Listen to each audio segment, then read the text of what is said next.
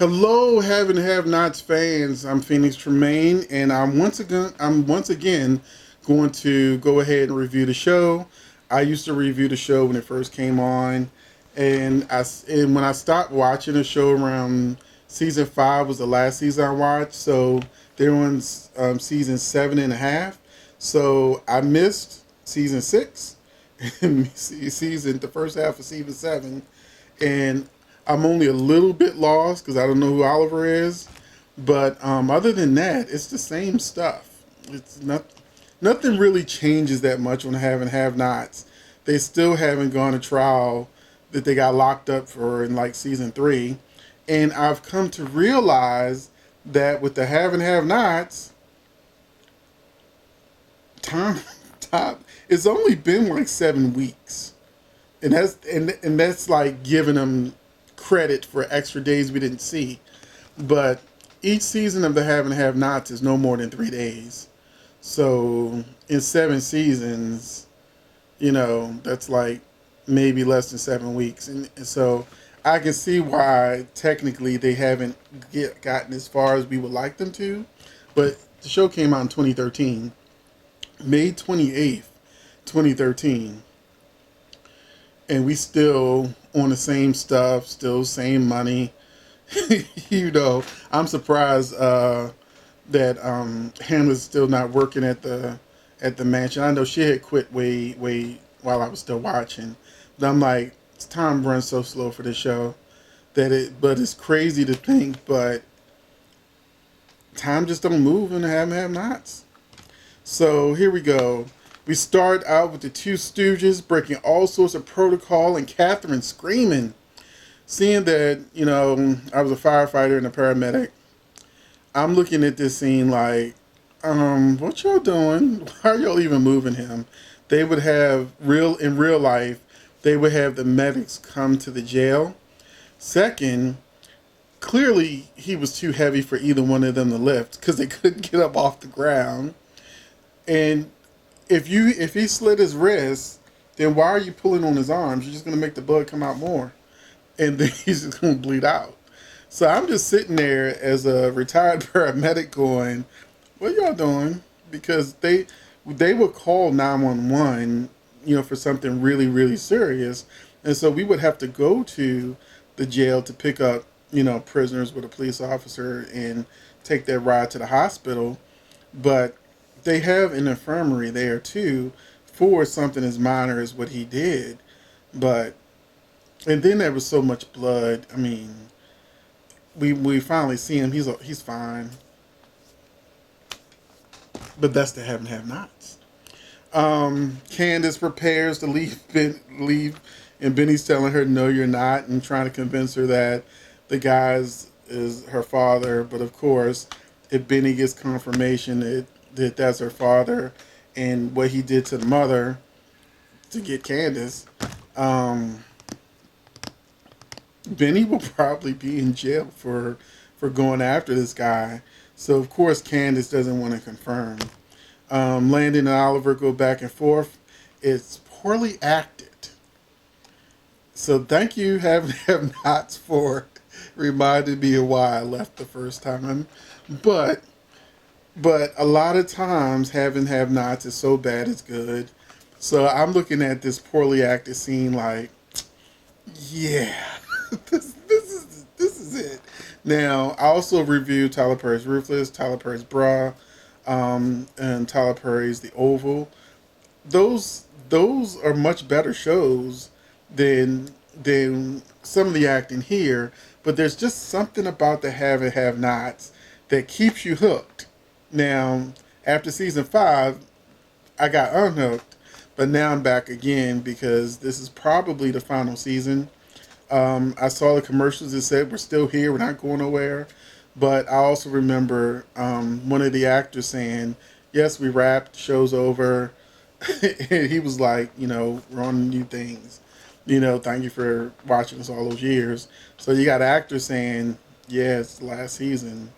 Then you see all these actors from the show suddenly starting to get other jobs with other networks. So I said, if this is truly the last season of Have and Have Nots, I'm gonna go ahead just go ahead and review it because it's still a lot of fun. Let me see where I leave off. Brittany Sarpay from Young and Restless is playing somebody named Rihanna, who's the ex-girlfriend of a racist mobster named Sandy Malone, and she delivers a restraining order herself. That would never happen.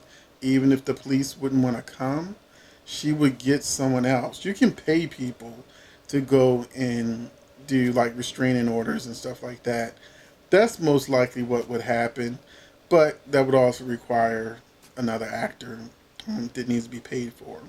Mama Rose is locked up for a DUI.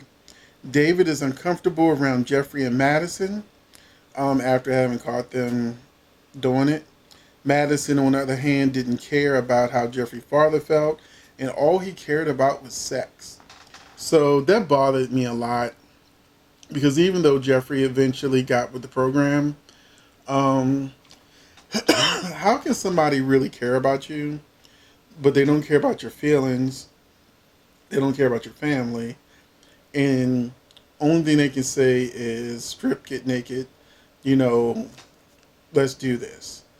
And it made me really uncomfortable because if you've ever been in a relationship where you realize it's really just about sex, I had some deja vu.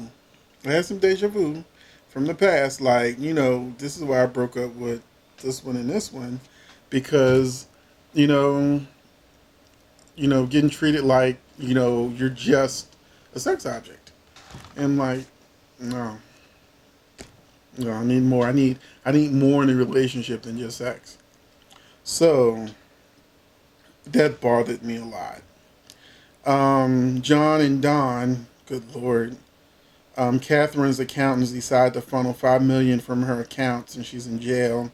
Justin's brother Tanner comes in talking about he's going to beat him bloody if he's back to being with guys again, and he takes Jeffrey's picture. So I guess he's going to go get it confirmed. And I know in the next the episode, I guess it would be 13, which is next week.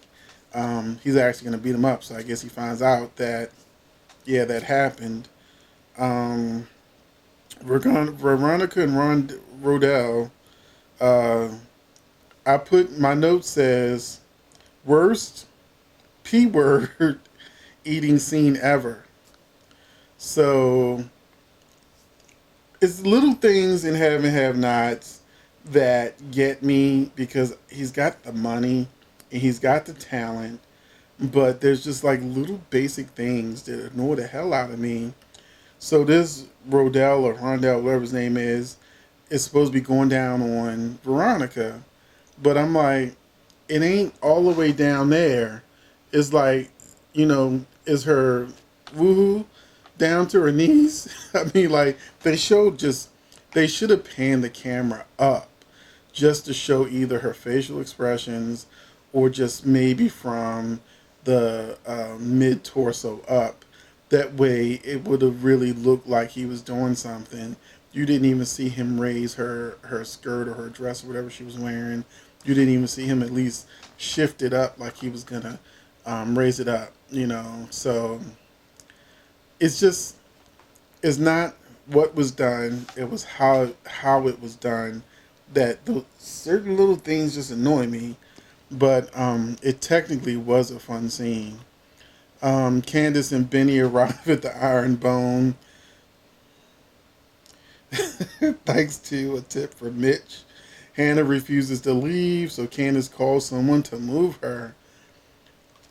When I was reviewing the Haven't Have Nots before, I think if you've seen my old reviews, you know that I hate Hannah. And so she's so stubborn, and I hate characters that are going to put everybody in danger because they're bullheaded and they're just going to do what they're going to do. And I'm like, you listen to your son and listen to your daughter that you want answers, and you're coming to gangsters that if you give them information that they're not supposed to have, nobody may walk out that alive.